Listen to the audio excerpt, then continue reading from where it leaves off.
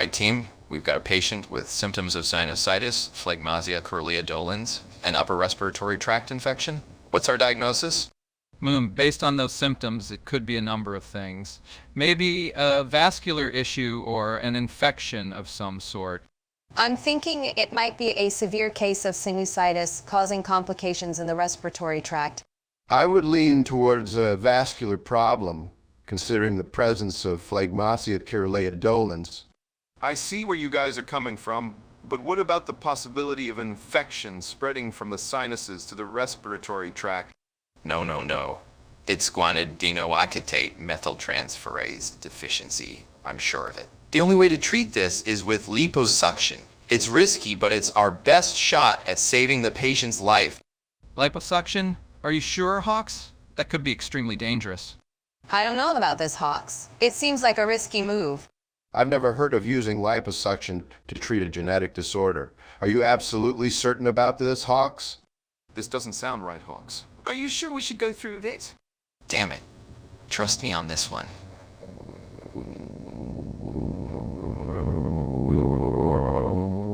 You don't have time to debate.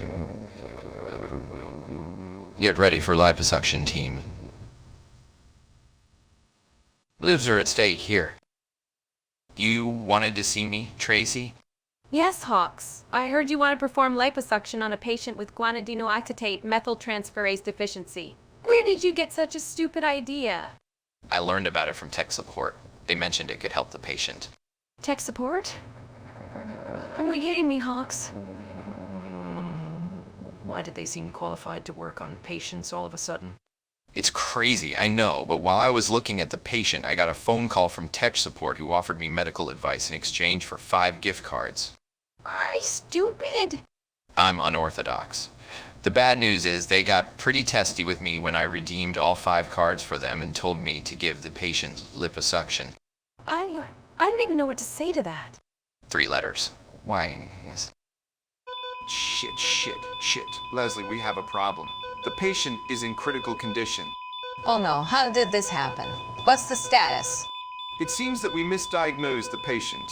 Liposuction was not the correct treatment for guanidinoacetate methyltransferase deficiency. All right, that's really serious. We need to act fast and inform Hawks about this. I'm not sure how to break the news to him. He was so confident in our initial diagnosis. Forget about how to tell Hawks. Are our priorities the patient's well-being? Let's focus on what we can do to save them. I'll get the vacuum and set it on blower status to stuff the patient back to 150 pounds. What the hell were you thinking? You nearly killed the patient with your incompetence. Wrong liposuction area, wrong diagnosis. Are you all just guessing here? We thought we made the right call, Hawks. It wasn't supposed to end up like this. I still believe our choice was valid. It just didn't pan out as expected. Maybe we should consider more options before deciding on the procedure.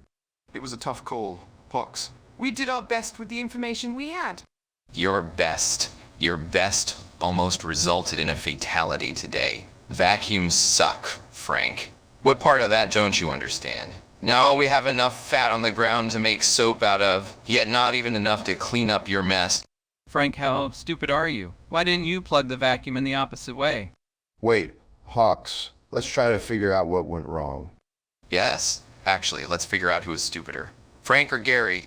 If it's any consolation, I told Frank it was a good idea to put the fat back in the patient, as clearly they went into shock, being only 20 pounds. You let them be only 20 pounds? That's not even enough for a full tank of gas in London. That's heavily unrelated to the patient. Jesus Christ, I cannot rank any one of you above the other as being the stupidest.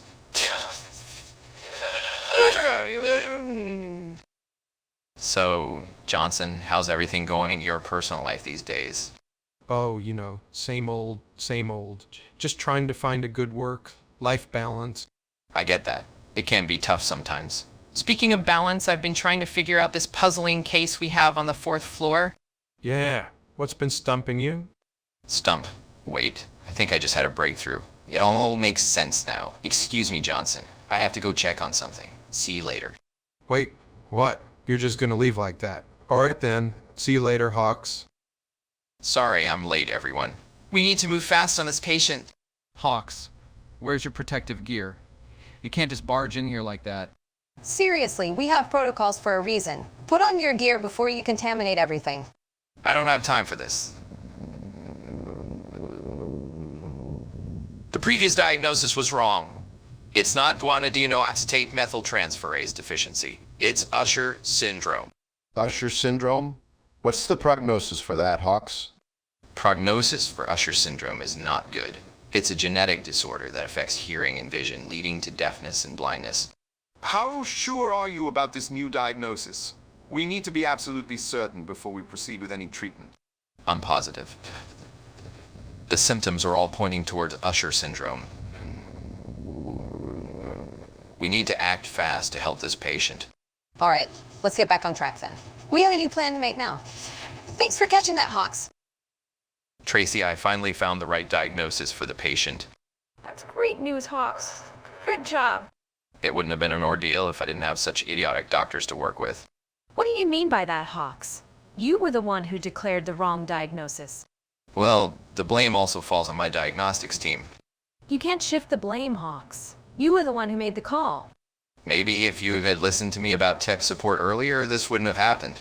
Tech support? I highly doubt they suggested you to make someone lose weight, literally. Well, it happened, and I now have 2,500 credits to use on Amazon. You can't just leave in the middle of a conversation, Hawks. Watch me. Abruptly leaves. Don't say that part.